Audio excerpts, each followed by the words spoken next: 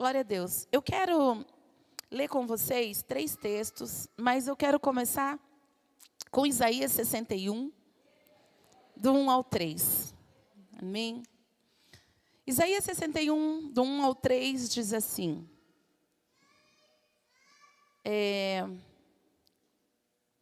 O Espírito do Senhor Deus está sobre mim, porque o Senhor me ungiu para pregar todas as boas novas aos mansos. Enviou-me a restaurar os contritos de coração e a proclamar liberdade aos cativos e a abertura de prisão aos presos. A apregoar o ano aceitável do Senhor e o dia da vingança do nosso Deus. A consolar todos os tristes, a ordenar acerca dos tristes de Sião, que se lhe dê em glória. Deixa eu ler, eu vou ler na versão que está ali, né? A ordenar acerca dos tristes de Sião, que lhes dê glória em vez de cinza, óleo de gozo em vez de tristeza, vestes de louvor em vez de espírito angustiado, a fim de que se chamem árvores de justiça, plantações do Senhor, para que Ele seja glorificado. Aleluia. Aleluia. Esse foi um texto que Jesus citou, né, quando ele está ali num momento na sinagoga e ele entende que é um momento dele começar a declarar aquilo que já era revelado para ele dentro do coração e que precisa ser uma verdade para a nossa vida. Porque esse é o nosso propósito, amém? Esse é o nosso propósito e esse é o nosso destino. Esse é o nosso propósito até que nós cheguemos no destino. O nosso destino é onde? Pode falar o nome que vem na tua cabeça, eu não sei como que o que o céu representa para você. Qual é o nosso destino? Nova Jerusalém, os céus, Canaã. Qual é o seu destino?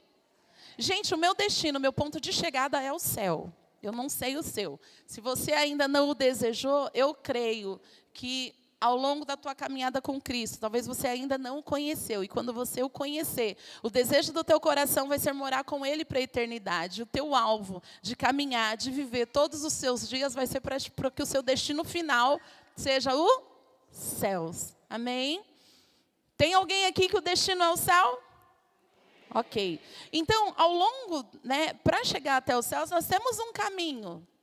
Né? Então, nós temos propósitos que a gente vai realizando para que seja aplanado esse caminho, para que a gente chegue no destino. Né? E aqui, Isaías 61... né, que o profeta vai declarando, o Espírito de Deus está sobre mim. Então, Ele me ungiu. Para que Ele me ungiu? Ele me ungiu para pregar boas novas, para restaurar os aflitos de coração, né, para transformar afastar? Tá. Para transformar, né, para tirar cinzas e que venha sobre eles alegria. Então, para nós termos a nossa identidade, né? Nós somos filhos do Senhor. E o nosso caminho, o nosso desafio, o nosso propósito enquanto a gente está aqui na Terra, é a gente ser referência, como a gente falou ontem na nossa conferência, né? É nós sermos os sinalizadores do caminho. Nós facilitarmos o caminho daqueles que precisam chegar até o Senhor, né? E aí, Isaías 61, ele fala assim, né? Ele fala que a fim de que se chamem carvalho de justiça, árvore de justiça, plantação do Senhor, para que Ele seja glorificado. Para que Ele seja... Isso aí, para que Ele seja glorificado. Então, todas as nossas obras, todas as nossas ações, todo o nosso propósito de vida é para que a glória do Senhor seja manifesta. Amém? Então, quando a gente lê, que a gente declara Isaías, a gente enche o nosso coração a gente enche de força, eu não sei o teu coração, mas quando eu leio Isaías 61, me enche de força, é como se eu estivesse olhando no espelho. Sabe quando você não tem muita certeza de como é que está o seu cabelo, como é que está a sua maquiagem, aí você vai para frente do espelho, e aí a sua expectativa é ver o que você precisa arrumar, ou confirmar aquilo que você espera, né? Ou confirmar como você tem esperança de que você esteja. O espelho da sua casa você vai para se arrumar, para consertar alguma coisa. Mas o espelho da igreja, quando você sai, e diga-se de passagem, que espelho que a gente tem, né, minha gente? Glória a Deus. Mas quando você vai, né, no espelho em algum lugar, você quer o quê? Você só quer confirmar se está tudo em ordem, não é assim? De acordo com aquilo que você se preparou em casa para chegar aqui. E aí, quando eu me deparo com Isaías 61, eu sempre gosto de meditar na palavra, porque a palavra do Senhor, para mim, ela é um espelho. Amém? Então, às vezes, né, e o próprio apóstolo Paulo fala muito, né, sobre o espelho. Ele tem um texto que ele fala assim, que às vezes a gente olha no espelho e daqui a pouco a gente já esquece da nossa imagem, que nós vemos como sombras, né? Mas aquele que há de vir, virá e trará clareza aos nossos olhos. Mas quando a gente tem a Bíblia, a palavra do Senhor como espelho, quando você olha para ela, e diferente daquilo que a gente contou ontem, né? Espelho, espelho meu, a gente não olha a Bíblia dizendo espelho, espelho meu, existe alguém mais santo do que eu. É o contrário, não é assim? Porque lembra lá que a gente estava contando a Bela Adormecida ontem? Então, quando a gente olha... Branca de Neve, para mim é todo parente. Então, quando a gente vai lendo a palavra do Senhor, a gente lê, na verdade, para dizer, Senhor, eu sei que ainda existe. A gente faz o caminho inverso da Branca de Neve, né? Bela Adormecida, Branca de Neve. A gente faz o caminho inverso da bruxa da Branca de Neve, né? Da bruxa, a gente faz o caminho inverso. A gente vai lendo a palavra na expectativa de que realmente ele mostre os nossos defeitos, não é assim? Para que ele mostre os nossos defeitos. Senhor, eu quero me deparar. Por isso a gente precisa meditar na lei do Senhor dia e noite. Senhor, eu preciso meditar, porque quanto mais eu medito, mais eu vejo os meus defeitos. E mais eu sinto que eu preciso de confiar na sua palavra, naquilo que o Senhor diz ao meu respeito. Então, quando eu leio Isaías 61, aí eu me lembro, eu volto rapidinho para o meu propósito. Porque a gente se pega ao longo da nossa caminhada, nos distraindo com as coisas bonitas no caminho. Gente, o caminho é belo, o caminho pode ser belo e ele precisa ser belo, que eu digo não é perfeito, mas é belo, porque até as coisas difíceis, elas trazem para nós a beleza. Amém? O caminho, ele precisa ser belo, mas a gente não pode se distrair no caminho. Se você tem o alvo de chegar em Minas Gerais, lá na Guaraciaba, ou lá na Penha, ou lá no Tatu, né? No Tatu não, como é que chama lá? Na Mutuca. Seu alvo é chegar na Mutuca. Gente, Mutuca é a cidade que meu vovô morava. Cidade não, desculpa. É o lugar, que eu não sei que nome que dá para aquilo ali. Um bairro, mas um bairro de uma casa só, não sei se é um bairro, mas tudo bem. Mutuca. Quando você sai de casa, você está em casa, você arruma suas malinhas, você coloca dentro do carro, você fala, vou para Mutuca. Vou para Mutuca. 700 e alguns quilômetros daqui na Mutuca. Você vai para Mutuca. Gente, o caminho daqui para Minas Gerais, né? Eu fui uma vez com meu marido para Mato Grosso, eu disse para ele, meu querido, que Deus me conceda a graça de não ter que voltar aqui nunca mais. Mas se ele mandar, eu vou. De carro. De carro. Gente, que coisa triste. Parecia que nunca chegava. E era de noite, noite e dia. É um exagero, né? De noite, noite e dia. Gastamos 24 horas, né, amor? 24 horas. Mas tudo bem, de noite, noite e dia, eu só via a mesma coisa. Eu olhava para frente, tudo reto. Eu olhava para o lado, acho que era trigo, né? Nada mudava no caminho, aquele foi me dando. Gente, foi me dando um negócio.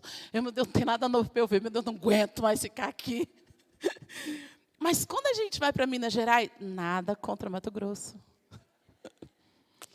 Mas quando a gente vai para Minas Gerais, eu acho incrível o caminho. Por quê? Porque tem muitas... É um caminho totalmente de curvas, tá? Minas Gerais é um lugar de muitos morros. Então, se você precisa chegar... se o seu destino está assim, a 1 quilômetro da tua frente, você precisa andar 5 para contornar o morro para chegar no que está do outro lado. Entendeu? Porque é muito morro. Então, você está indo na estrada, sempre tem no teu coração a ansiedade de ver o que está por trás daquela outra montanha. E desde pequenos, meus pais sempre levavam a gente para... Nossa viagem era Minas Gerais, tá? Quando a gente falava, vai viajar, quando a gente era criança, já sabia que ia para Minas Gerais. Meu pai tinha um Fusca 66 verde, né? E a gente entrava naquele Fusca, botava as malinhas lá dentro, o porta-mala na frente. Ninguém nem sabe o que é porta-mala na frente, né? Que essa geração, porta-mala na frente, porta-mala lá na frente, levantava a tampa do Fusquinha, botava as malinhas lá e a gente ia. Então, a gente ia conversando e a gente ficava postando o que tinha do outro lado da montanha. Vamos ver se vai ter uma casa. Então, sempre tinha uma expectativa nova. E quando a gente fazia essa viagem, mesmo depois de grande, me lembro de uma vez que eu fui com... O Mateus era pequenininho, uma das vezes que a gente foi de carro também. Ao longo do caminho era tão gostoso que, às vezes, a gente encontrava um restaurantezinho, um lugarzinho de café, que tem um fogão a lenha, todo bonitinho, bem no alto de uma montanha, tudo de vidro, fogão a lenha, um friozinho como hoje, tudo fechado, você vendo, sabe, ali onde o sol nasce. E logo em cima do restaurantezinho tem um hotelzinho, uma pousada, um lugar, as pessoas te recebendo com tanto carinho, com tanto amor, dá vontade de ficar. Mas eu tinha um destino, Mutuca. Eu preciso ir para Mutuca, tem um alvo. Então, o que a gente vai entendendo? Que o caminho, a gente pode curtir o caminho, e a gente precisa curtir o caminho.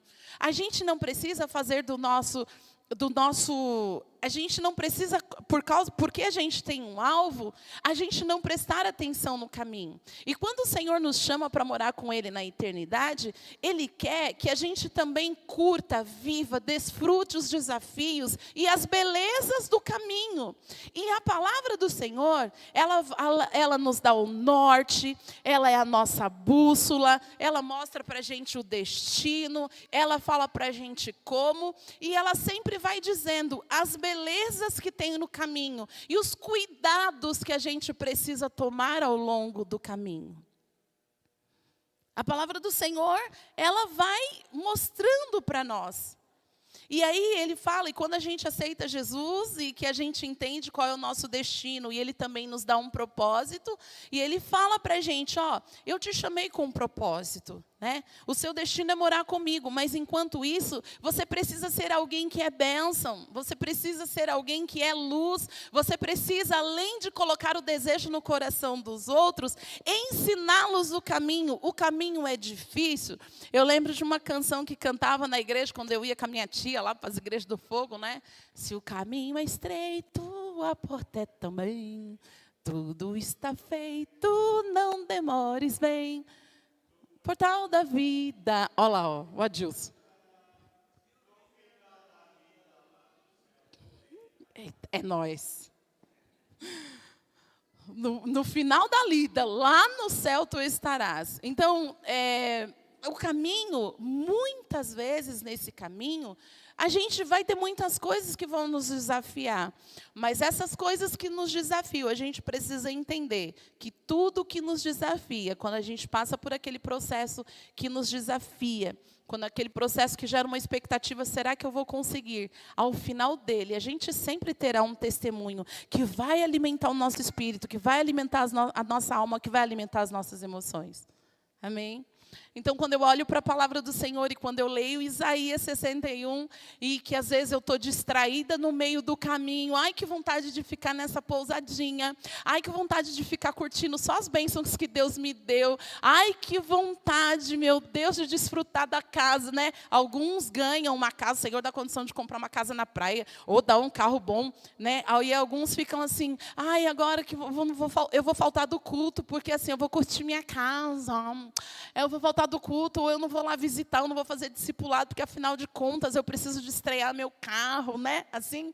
Aí quando a gente lê Isaías 61, então, o Senhor te ungiu, te abençoou, te capacitou, está te ferramentalizando, porque muitas coisas que Ele vai trazer para a nossa vida, queridos, ao longo da nossa caminhada, as bênçãos, né? Como a gente falou ontem, as bênçãos é para nos equipar, para a gente cumprir o propósito. As bênçãos, elas não têm a finalidade em si de trazer prazer e a gente sentar e falar, ai, que delícia, né? Igual a mentalidade mundana, que é, eu quero ganhar na loto para beber, para ficar deitado numa rede, para ficar na sombra e água fresca. Isso é do diabo. Você não querer mais trabalhar e querer só sombra e água fresca. É tão do diabo que antes do pecado, gente, antes do pecado entrar no mundo, Adão já trabalhava. Sabe, quando as pessoas falam que trabalho é do diabo, é mentira. A preguiça é do diabo. A preguiça é uma malignidade. A preguiça entrou depois do pecado. A preguiça é uma antivirtude. A preguiça é pecado. Por isso, entre tantos pecados que a gente precisa vencer a preguiça. Porque a preguiça faz parte da natureza do pecado. O que é a preguiça? A preguiça é aquilo que tenta te convencer de que você não precisa fazer o que tem que ser feito, ou que você pode fazer depois. Às vezes tem... Gente, eu luto muito contra isso. Mas às vezes tem gente que olha e fala assim, você é tão disposta, você é tão animada, você tem mais coragem do que eu. Não tenho mais coragem do que você. Mas uma coisa que eu luto todos os dias, e quando eu acordo de manhã, é a primeira coisa que vem na minha cabeça, você não vai me vencer. E quando eu sei que eu preciso fazer alguma coisa, que eu não estou com coragem, eu falo, agora que eu vou. Agora que eu vou. Ah, eu tenho que fazer? Eu vou fazer. Porque se eu não fizer, vai ser 1-0 para a preguiça. Você não vai me dominar. Ah, é porque eu estou muito descansada, é porque eu estou muito disposta, é porque eu não estou com sono, Não, é porque eu entendi que preguiça é pecado. Descanso é diferente de preguiça. Eu descanso quando eu me programei para descansar. Eu descanso quando é o meu período de descanso. Qual é o meu dia de descanso? Qual é o meu horário de descanso? É horário de descanso? Não. Ah, então por que você está aí com 50 coisas para fazer e está aí sentado? Ah, estou com preguiça. Ah, é que tem um demoninho aqui, eu estou tentando dar uma atençãozinha para ele. Vamos retomar. Mas isso é muito sério. Então, quando o Senhor chama o homem para... quando o Senhor cria o homem, Ele fala assim, ó, você vai governar, você vai dominar. Isso é trabalho, é ou não é? Quem é o pessoal que trabalha aqui, que é empresário, que é administrador de empresa, que... Tem muitos aqui, né? Que as pessoas acham que não trabalham. Mas, na verdade, trabalha muito mais que os outros, porque tem que trabalhar com a cabeça, é ou não é? Administrar, governar, dá trabalho, gente. Governar dá trabalho. Então, Deus, desde que Deus cria o homem, Ele já dá trabalho para o homem. Então, esse negócio de que eu quero só ter muito dinheiro, ter muita coisa para não fazer nada, é pecado. Por isso que quanto mais você trabalha para o Senhor, não estou dizendo trabalha para ter as coisas. Quanto mais você trabalha para cumprir o seu propósito, quanto mais você se envolve com o propósito da sua criação, mais o Senhor te trará coisas que facilitará a sua caminhada para o seu propósito. Ele facilitará o seu percurso. Às vezes tem gente que olha, né, e vê a vida da gente, das pessoas que amam, que servem ao Senhor, e fala assim, Deus só abençoa você. Eu trabalho tanto, eu ganho tão bem e eu não tenho nada. Então, mas você trabalha tanto para quem? E você trabalha tanto para quê? Entende? Porque quando que o Senhor vai se preocupar em dar as suas bênçãos, em abrir o seu bolso? Quando Ele sente que Ele precisa facilitar um pouco a tua vida. Então, quando o Senhor nos ungiu, Ele não ungiu a gente para ter coisas, Ele ungiu a gente para fazer. Aí Ele vem nos dar as coisas para facilitar o fazer. Mas qual é o propósito? E às vezes a gente se perde. A gente começa a curtir tanto as bênçãos que Deus está dando, aí a gente esquece, né? Aí a gente quer parar na pousadinha, ficar lá a semana, que está a proposta das férias, e voltar para casa e a mutuca. Quando você chegasse em casa, né, que você curtiu, bom, deu a hora de ir embora. Agora não dá mais tempo de chegar na mutuca. Aí você chega em casa e fala, puxa vida, não vi o meu avô, não vi minha tia. Aí o coração começa a ficar apertado. Aí toda aquela semana que você desfrutou na pousadinha, já não tem mais valor. Porque aquilo que ia te nutrir pelo resto do ano, que é os relacionamentos, né, que é a comida da vovó, que é o bolinho da titia, você não se deparou. Porque você curtiu tanto parar ao longo do caminho, para desfrutar daquilo que o caminho te proporcionava, que você esqueceu do seu destino. É assim ou não é? Aí você lê a palavra, então, o Senhor me ungiu para um propósito. O Senhor me abençoa, me capacita, me fortalece, porque eu tenho um alvo. Amém? E aí, tem lá um texto, no Salmo 1, que diz assim, bem-aventurado o homem que não anda no conselho dos ímpios, e nem se detém no caminho dos pecadores, e nem se assenta na roda dos escarnecedores. Antes tem o seu... Gente, esse é um salmo que a gente decora desde pequeno. Para aí, vai. É ou não é? Não, pastor, mas eu cheguei na igreja tem pouco tempo. Então você está pequeno, está na hora de decorar. Pequeno está novo, que acabou de chegar. Né? Bem-aventurado o homem que não anda no conselho dos ímpios.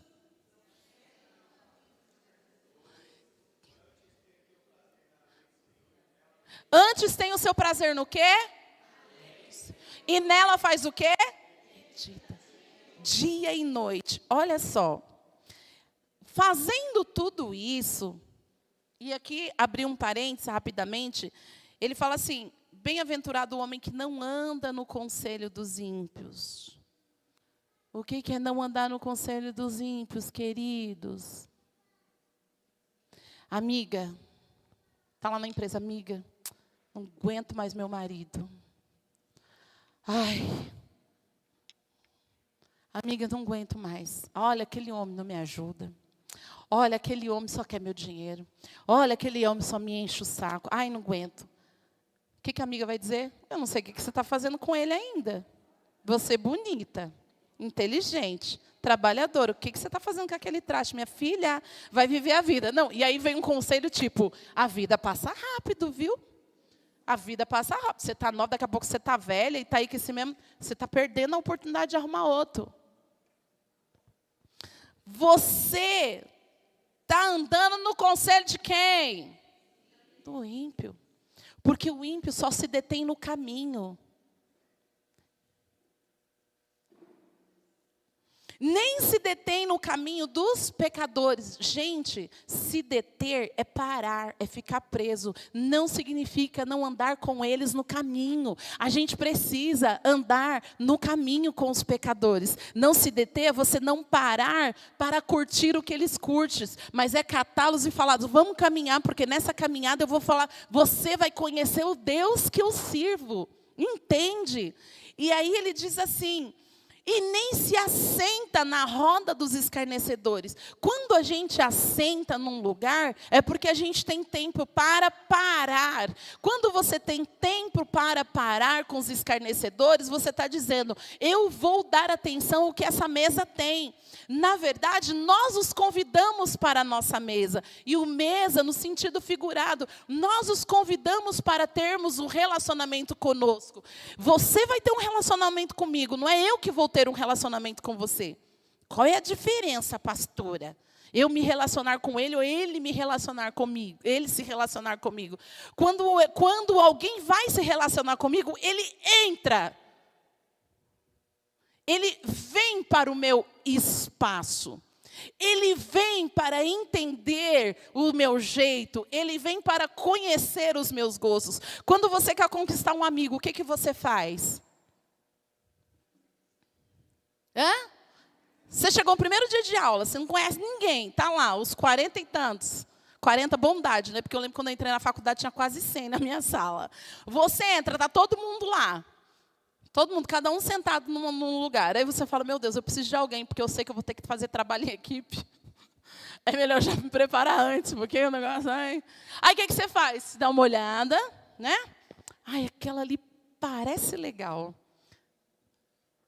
O que você tem que fazer? Diga, sair do seu lugar, ir até a pessoa e mostrar interesse por alguma coisa que faz parte dela. É assim ou não é? Não é assim que a gente começa um relacionamento? E a gente começa a entrar dentro daquilo. A gente começa a se interessar por algumas coisas. Não é assim? Mas quando a gente vai estar ali, quando a Bíblia fala para a gente não se deter na roda dos escarnecedores, ele está dizendo, não é você que vai se tornar um com eles. Você chega perto e você começa a contagiá-los com a presença poderosa. E você traz eles para o teu mundo. Você se aproxima deles. Mas você não vai viver o que eles vivem. Você não vai comer da comida que eles comem. Quando você senta numa roda, você precisa comer. Não é assim? Quando você senta numa mesa, você vai comer tudo que lhe é oferecido? É ou não é? Então, não vá sentar na mesa com eles, ofereça a mesa. Porque quando você oferece o relacionamento, você escolhe o alimento. Você coloca na mesa o que você vai comer e todo mundo vai comer junto com você. É isso que a palavra está dizendo. Não é não olhe para eles, não é não os conheça, não os cumprimente. Não, gente, nós somos o sal da terra e a luz do mundo. Aonde precisa de luz? Onde está escuro? Onde precisa de sal? É por isso que muita gente que não vai para fora, não vai ser sal lá fora, começa a ter crises dentro da igreja. Por quê? Muito sal junto é muito ruim. Você já comeu uma comida que você olha para o prato e você saliva? Você saliva e fala, meu Deus. Isso era tudo que eu precisava em toda a minha vida. E assim, né? Quando é uma coisa muito gostosa, que a gente está com muita fome, parece que nunca na vida teve nada de mais interessante.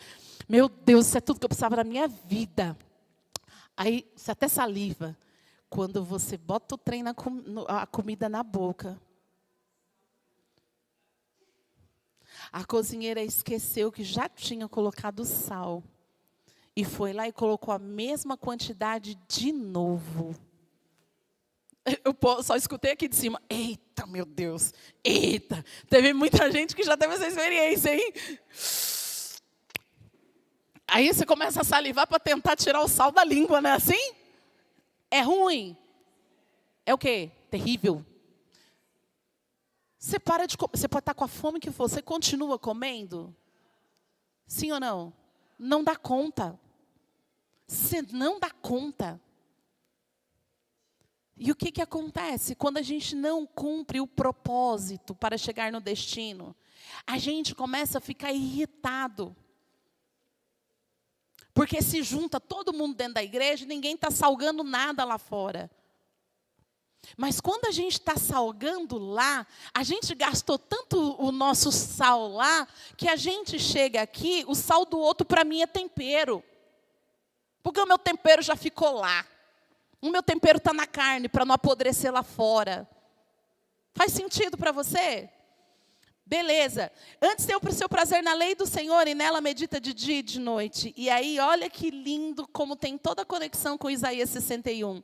E ele é como uma árvore. Depois que ele faz tudo isso, que ele entende esse propósito, depois que ele entende, né, que ele não pode se sentar na roda do escarnecedor, ele não pode se deter no caminho dos pecadores, ele não pode andar no conselho dos ímpios. E quando ele entende isso, ele toma uma identidade, ele se torna como uma árvore plantada junto a correntes de águas, que no devido tempo dá o seu fruto e cuja folhagem não murcha, e tudo quanto ele faz será bem sucedido. Aleluia.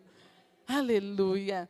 E eu lembrei agora, quando a Emily era pequenininha, quando eu passava ali na estrada do Barro Branco, a gente tinha uma árvore. Aliás, faz tempo que eu não lembro de olhar se essa árvore está lá. Quando ela estava dentro do carro, toda vez que a gente passava, ela falava, mamãe! Bem assim, bem... Uma árvore! É mesmo, filha? Você viu uma árvore? Né? E a palavra do Senhor diz que quando a gente entende o propósito e quando a gente vive, nós nos tornamos como árvores plantadas junto a ribeiro. Quem participou com a gente da nossa live de quarta-feira, nós falamos um pouco sobre árvore, né? E o Senhor tem ministrado muito comigo, Zabete, esses dias sobre isso. Né? E aí, quando a gente lê o Isaías, a gente lê o Salmo 1, ele fala, se você entender esse princípio, você vai ser como árvore plantada. E quando a gente lê Isaías 61, que você entende para que Deus te chamou, para levar boas novas aos quebrantados de coração, para tirar cinzas e colocar coroa, para tirar a tristeza e derramar óleo de alegria sobre a vida das pessoas, a fim de que sejam árvores de justiça. Tem algumas traduções que diz carvalho. Carvalho é uma qualidade de árvore. A fim de que, para que você se torne, para que você seja. Aí você fala, engraçado, pastora. Salmos fala de árvore, Isaías fala de árvore, Ezequiel fala de árvore. E aí, eu quero compartilhar com vocês o último texto, que foi inclusive que nós falamos um pouquinho essa semana, de Jesus, né, que é Lucas 8, do 22 ao 25. Jesus, ele está ali no momento, né, numa cidade, está ali em Betsaida, e de repente, está ali com seus discípulos em Betsaida, e as pessoas trazem um rapaz cego, uma pessoa cega, e eles falam assim, Jesus, por favor, toca nesse cara, ele é cego, toca nele, porque eu sei que se o Senhor tocar nele, ele vai enxergar. Porque Jesus já havia manifestado muitas curas, muitos milagres. Jesus já tinha feito coisas sobrenaturais, amém? Então eles sabiam que se aproximasse aquele rapaz de Jesus, Jesus faria um milagre.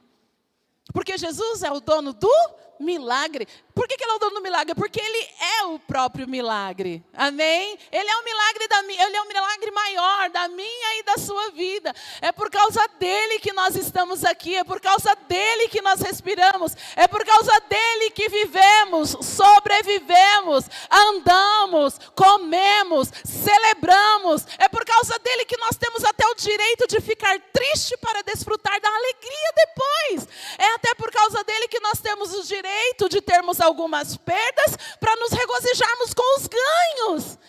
Ele é a nossa alegria. Jesus é o motivo da nossa vida e da nossa alegria. Ele é o nosso milagre. Ele é o nosso milagre. O nosso milagre não são as coisas, não é aquilo que alimenta as nossas emoções e as nossas vontades. É aquilo que nos dá um destino eterno. O nosso milagre é Jesus. Aleluia. E aí eles trazem aquele cego e falam, Jesus, eu sei que você pode. E aí Jesus é tão... Gente, Deus é um Deus de propósito. Fala para o seu irmão, fala, Deus não faz nada sem propósito. E eu vou dizer, os propósitos do Senhor, eles nunca são para agora e nunca são para aqui, só para aqui. Por isso que quando alguém está em crise, que chega e fala, pastora, ora por mim, eu não estou entendendo por que eu estou passando por isso. Aí eu falo, fica tranquilo, não precisa de entender. Agora não precisa, porque Deus, a maioria das coisas que Ele faz na nossa vida não é para agora. Não é para agora. Não é para a gente entender agora, porque a nossa mente é muito pequenininha. A nossa mente é humana. Muitas coisas que a gente passa, desafios, é porque tem um propósito e não necessariamente vai ser revelado agora. Porque todas as coisas que Deus faz têm um propósito profético, amém? É para nos preparar para algo, é para nos ensinar algo, para passarmos por algo, para entendermos e viver algo. Você está aqui? E aí eles trazem o cego, aí Jesus olha e fala, é a minha oportunidade de dar uma visão profética.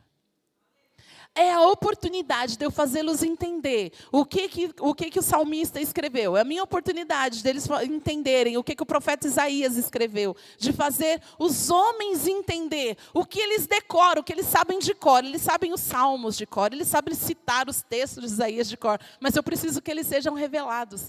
E aí Jesus vai e toca nesse rapaz. Ele cospe lá e toca nesse rapaz.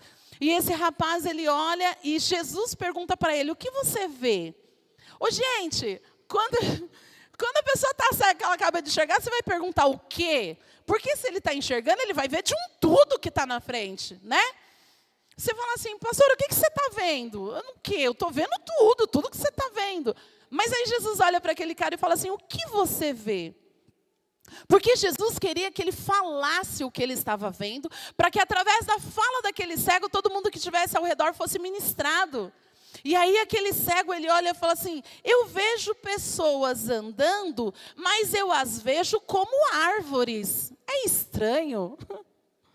Eu vejo pessoas, mas eu as vejo como árvores.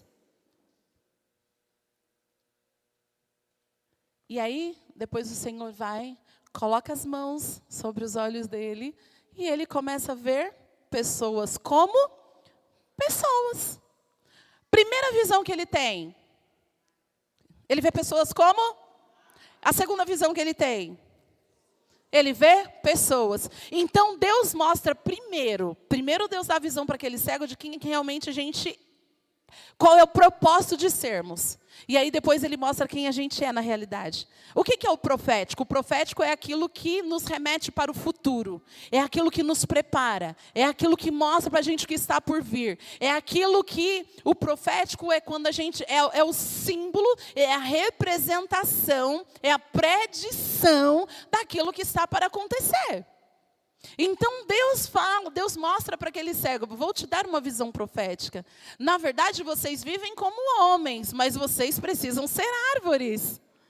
Vocês vivem como humanos, como as demais raças viventes da terra. Mas vocês são muito além disso, eu preciso que vocês enxerguem. E aí a gente vem em Isaías, aí a gente se lembra de Isaías, a gente se lembra de Salmos. É ou não é? Mas para a gente se tornar essas árvores, a gente precisa de nos atentar, como diz o começo do Salmo 1, e de nos certificar que nós estamos executando o propósito pelo qual nós fomos ungidos, como está escrito em Isaías 61. Amém? E por que Isaías, Salmo fala de árvore, Lucas fala de árvores, mas Isaías é um pouco mais específico. Ele fala assim, carvalho de justiça. Por que ele fala de carvalho de justiça? E tem algumas curiosidades que eu quero compartilhar com você. Por que o Senhor quer que a gente seja árvore? O carvalho, ele é uma árvore muito frondosa e que facilmente ultrapassa, o tempo de vida dele, facilmente ultrapassa a casa de 2000 anos. Facilmente. Inclusive tem um carvalho na cidade da Califórnia, que já eles datam ela de 2000 anos, está lá plantado.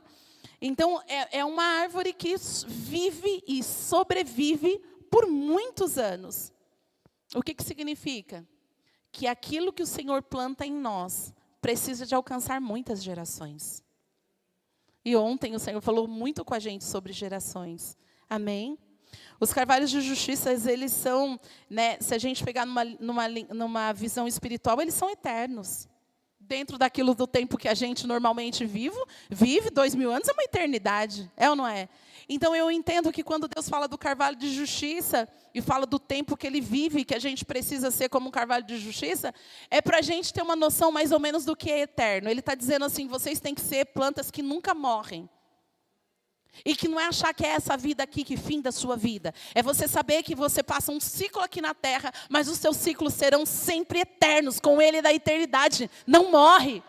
Não, pastora, mas a árvore, depois de 2000, 3000, 4000 anos, ela vai morrer. Então, mas o Senhor precisa de usar algumas tipologias que a nossa mente consegue alcançar, para a gente ter noção de uma eternidade. A gente nunca vai saber o que é eternidade.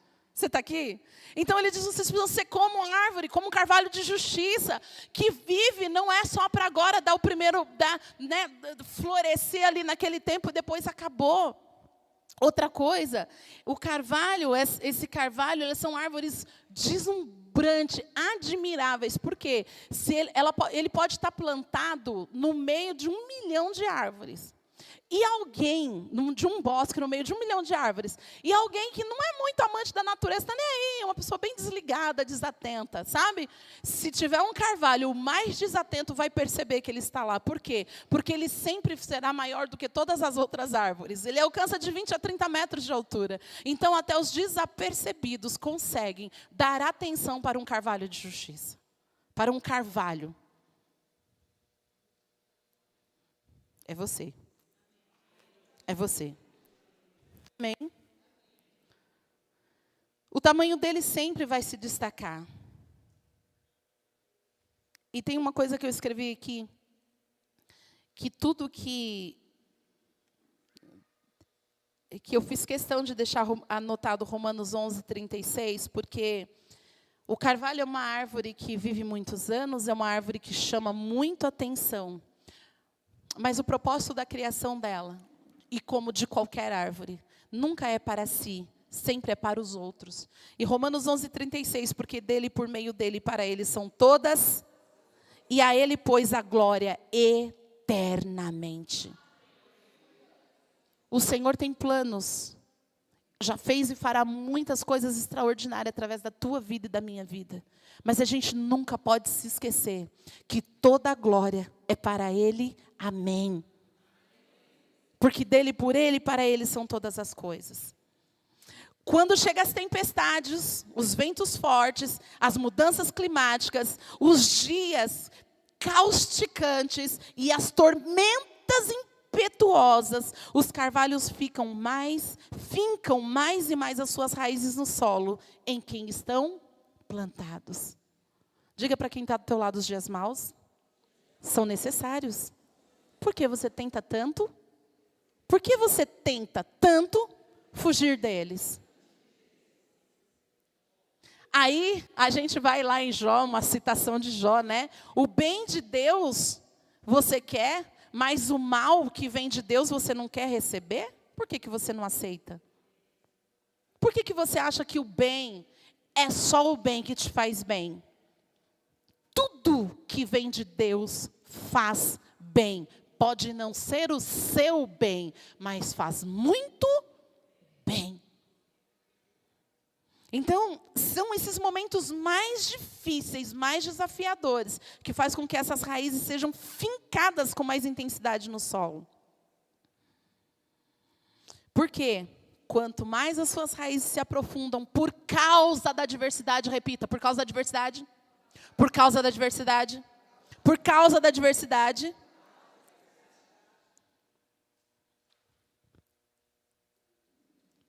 Por causa disso, que eles se tornam mais fortes e têm mais força para crescer ainda mais. E por causa disso que eles se tornam mais resistentes. O que te faz resistente, o que te faz deixar de ser frágil, não são as coisas boas que te acontecem, são as coisas más. Ai, eu não queria ser tão chorão, eu não queria ser tão mole, eu não queria ser tão, sabe, por tudo desiste. Então por que você foge da luta? Por que você foge do confronto? Por que você foge da correção? Por que você foge do conserto? Por que você foge do dia mal? Não. Se exponha, se deixe ser tratado pelo Espírito Santo. Olha diante do espelho dele e ele vai mostrar a verdade que está dentro do teu coração e do meu coração. Quando a gente fala, Senhor, mostra a verdade que está dentro de mim. A gente vê coisa que a gente não gostaria, mas glória a Deus que a gente viu que não gostaria, porque é a oportunidade que a gente tem de ajustar, amém? Aleluia. E para terminar, o carvalho, esse carvalho que Isaías cita, é uma árvore tão magnífica, é tão profética, né? Porque os Salmos usa, Deus dá a visão para Lucas, mas aí Jesus dá a visão para Lucas, aí a gente vai no próprio Isaías 61, que o próprio Jesus cita, e a gente vê a especificidade de uma árvore. Né? E a gente vai entendendo as características, que é aquela que resiste, que para ela é melhor o dia difícil do que o dia bom, porque o dia difícil faz ela ser melhor. É aquela que cresce muito e é vista e sinaliza, pode se tornar um ponto de referência no meio de todo mundo igual. A gente pode usar o diferente como referência, não é assim? Vai lá onde tem aquele carvalho, porque você vai me encontrar. Vai lá, porque lá é um ponto de referência. Além de tudo isso, eu vou dizer uma coisa para você. Esse carvalho, ele é usado para fazer barris. É essa árvore, é esse tipo de árvore que é usado para fazer barril. Porque essa é um tipo de madeira do carvalho. É o tipo de madeira que é usado para preservar o vinho. Os melhores barris usados pelas vinícolas na preservação do vinho são feitos de madeira dos carvalhos. E isso se dá por causa da sua capacidade de preservar o que nele se coloca sem alterar sua substância. Eu vou repetir. Os barris nas vinícolas são feitos de árvore e carvalho, porque ela é capaz de preservar, sem alterar a substância que é colocado dentro dele. Apóstolo Paulo, na carta a Coríntios, ele diz assim, que nós somos como vasos de barro, aonde o que tem valor é aquilo que Deus deposita em nós. Se nós não formos carvalhos, o que Deus colocar vai ser contaminado por aquilo que é nosso, por aquilo que faz parte do nosso ego, da nossa natureza de pecado. Deus não vai fluir através de contaminação, porque o que vai sair no nome dele não vai ser a totalidade dele, vai ser contaminado com os nossos pecados. Você está aqui?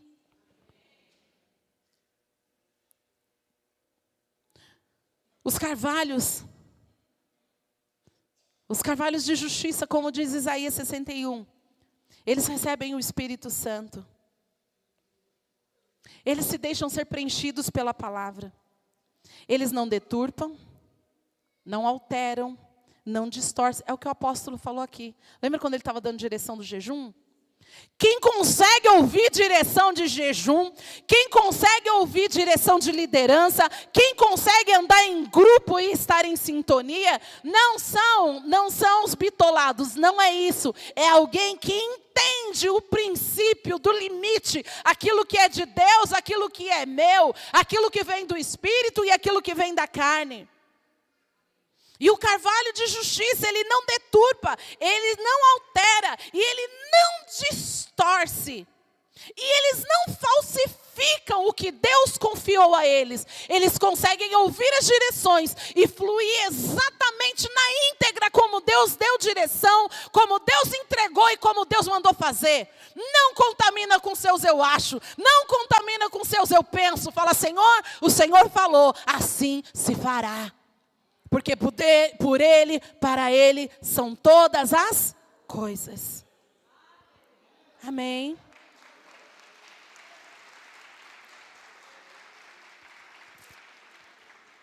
Fica de pé. Aleluia. O Senhor te chamou para ser carvalho de justiça. O Senhor te chamou para ter dentro de você o vinho novo.